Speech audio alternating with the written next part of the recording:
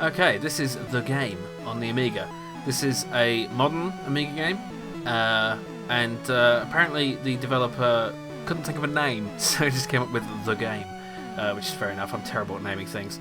But yeah, apparently it got to a development point of like 0.95 version, and then he kind of just sort of decided to release it there. So apparently it's pretty much done, but there's no like end sequence. It just ends. But I doubt we're going to get that far. So let's get into it, shall we? Okay. So this little green dude, and there seems to be. Oh, okay. I felt. Oh, okay. That's good. It's not up to jump. It's fire to jump, which is nice. Yeah. It's got a very kind of. Oh, I can't get up there. That's weird. I love the chip tunes. That's really nice. I'm getting a bit of a Mario vibe from this. Yeah, I don't think I can. No. Okay, I can't jump on them. That seems to be. I thought it was a sword, but it's a candle, so that's the checkpoint thing. And it looks like rather than having a lives counter, it's got a death counter, which is great, especially for me. But oh,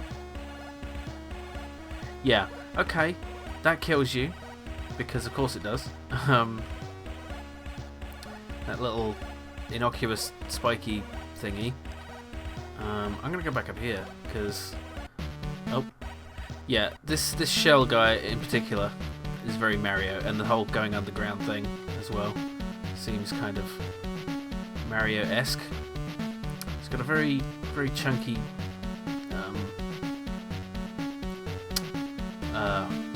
graphic style. Can I get there? Surely not. No, it doesn't seem to. I don't think I can jump that far. Probably can if I pixel perfect it, but with that guy, with a little sign, doesn't say anything. Hi ghosts. Excuse me. I'm going into your haunted castle. Yeah. So something interesting about this is this was made in Amos Pro, I believe. Now that is a lot more limited. If you don't know, Amos is a programming language / development environment for Amiga. It was out in the old days. It's an old thingy. I don't know how I'm supposed to get through there. But yeah, and there were some games made for it, but it does come with limitations because it's not.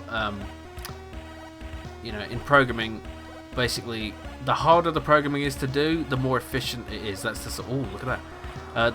That's the rule of thumb, because like the closer you get to the metal, as they say, to like directly addressing the hardware. Boots of great speed. Okay, this looks like a bit of a Metroidvania type thing. Oh, look at that! I've got to get used to going fast now. It probably means I can do longer jumps. Yeah, that's good. I like that. And these, these little dotted lines look like the sort of blocks we can unlock, just like in Super Mario World. What was I saying? Yeah, so if you're programming in a way that that is basically like assembly language or machine code, oh damn it! I didn't even realise those were spikes for a sec. The code will run a lot faster, so you can basically do more. Like for example, Frontier Elite 2 was made in assembler. It could never have been made in a high-level language like BASIC or Amos, because it's just less efficient. It's a less efficient way to do the. Damn it! I'm not sure how if I can get past that. Oh fuck! I do like, just as an aside, I do like the fact that this is taking a modern approach to death in video games. It's not just punishing you. Making you start the game again if you die 3 times. Instead, it's telling you how much you suck with the death counter. Yeah, which is nice. So yeah, because I was Pac Millie has urged me, like, why don't you do game development on the Amiga? You could get into the whole retro indie market thing. There's no way to progress here. What the hell? Yeah, and I've been reluctant to do that because I don't want to code an assembler, because like I see some of that and it looks like magic, Oh, all the way back here. Oh, it's not that far back. Okay. Oh, sorry, I'm concentrating. And damn it. Yeah, I don't want to code and assemble it because that's just like, that's something I've never learned, and it's a whole new skill basically. Oh god.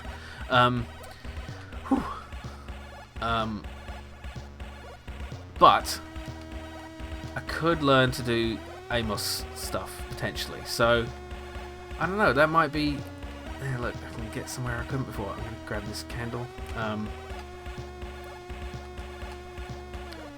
Yeah, I mean, it would have to be basic. I mean, well, no pun intended, but because it's not. You still have limitations. You still have things like memory limitations and processing speed, and you'd have to have something. I mean, this has no scrolling, for example, obviously, because scrolling is actually fairly intensive on like an old processor at least. Whoa, look at that skill. You mean luck? Oh god. Oh, MVP. Yeah. Oh. Okay. Yeah. There's a bit of a blind leap into the sky. Okay, we'll just go all the way right. There we go. Okay. But, you know, having said all that, this game seems to have quite a large continuous world with no loading screens. And it's made in Amos. So maybe there is a possibility of doing something.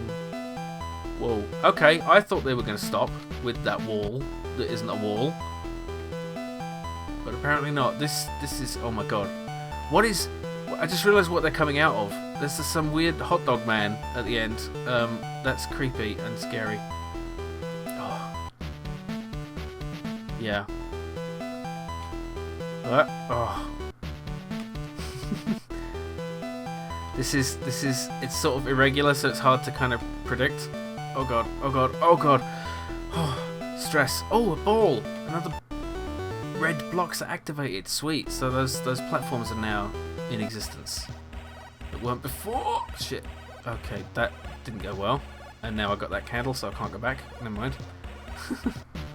I don't know if you have to get all the stars. I don't know anything about it really. No, never mind. Okay. Now what? I'm gonna try to get this star. What? Oh. I probably can now because I got the speed. Oh yeah. It's tricky though. It is responsive though. I will say that. You know, the sprite is very basic, but you have, because it's small, you have a lot of ability to see where you're going, and, you know, except when you're jumping off screen, of course.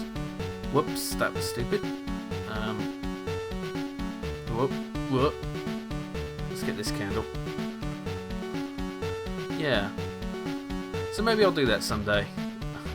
At least when I've finished my current game development. Okay, those aren't the red blocks, so those won't fill in. And I can't jump high enough to get that. Okay, so that's a dead end so far. Yeah. I don't know. So I couldn't make anything. Like I was saying, yeah. I'd be so unused to the limitations of memory and processing speed, you know, because now I program in Unity, and it's like, oh, do I have a key? I can't. No. And it's like, you just have so many luxuries. Like, it doesn't matter really if you're making a 2D game, as long as you're not being ridiculously inefficient. You don't need to think too much about it. But like a game like this, so for example, these little platforms here, the ones I'm standing on now, they look like they're very similar. They look basically like some of the platforms outside, but with a different palette. And that's something you do in old games, is you do palette swaps. There's this really great video I saw talking about the development of this game. What was it called? Micro Mages on the NES, like a new NES game, and it was made with the old memory restrictions, you know, without any expansion RAM in the cartridge itself. And they just have these ingenious ways of working around the memory limitations. Like, just it's so efficient, like reusing sprites for all these kind of different things. The original Mario on the NES did that. If you look at the hills, like in the background on the first level, and in all levels, I guess, the little green hills, they're the same as the clouds, but green.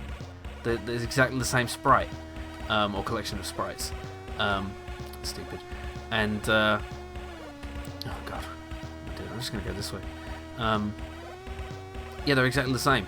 But you know, the top of the bottom of them just below the ground, so you can't see that it's the same thing. And it's just really clever use of sprites and memory and stuff, and that's what you have to do when you're making a game for an old platform. And it's a whole different set of challenges, but it is all the more impressive for the fact that you do that. But I'm wondering whether I want to try to do something that difficult, especially as I'm still learning, really. And it is a whole different skill set. But it's something to consider, especially that it can be done in a high-level language like Amos. But even then, you don't have things like object-oriented languages. I don't think it's all just basic. It's go subs and all that madness. I don't think there's any, abstract types. I don't know. It's all just. Sorry, I'm talking programming stuff. Probably most of you don't know or care about it, but yeah. This is a cool game. I like it. It's very responsive. It's nice. It's great. I mean, it's simple. It's not breaking ground. It's not anything extraordinary. But just having a game on the Amiga where you can die 27 times and still keep playing without having to start over 30 times, it's nice. That's really nice. I like that. I think I've been here, but yeah, I don't know if I've unlocked anything further with the red blocks. Can't remember where they were. Oh yeah, I've got to do. There we go. I mean the edge of the level transitions are a bit annoying. Also in platform games, I always like it if I can actually shoot back. Oh, I hate this bollocks. You sod. I wonder if you get shooting as a power in the. Okay, I fell. As from one of those orbs.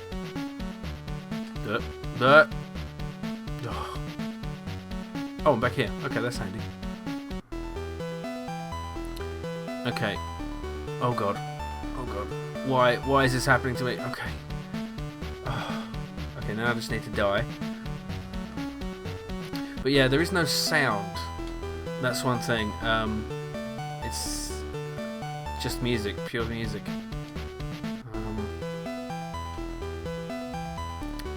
Yeah, but I guess you could do sound or music. That's usually one of the limitations. I remember. Oh, damn it.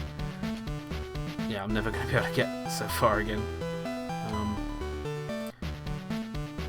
I remember a lot of games, it would be like, choose music or sound. And it was like a luxury if you could have both. That's another thing, like, you just don't need to worry about anything along those lines with modern development environments. Come on! Oh. Okay. So I'm going around in circles a bit because I don't know what I'm doing. Probably helps to have a good memory and to know where you've been. Yeah.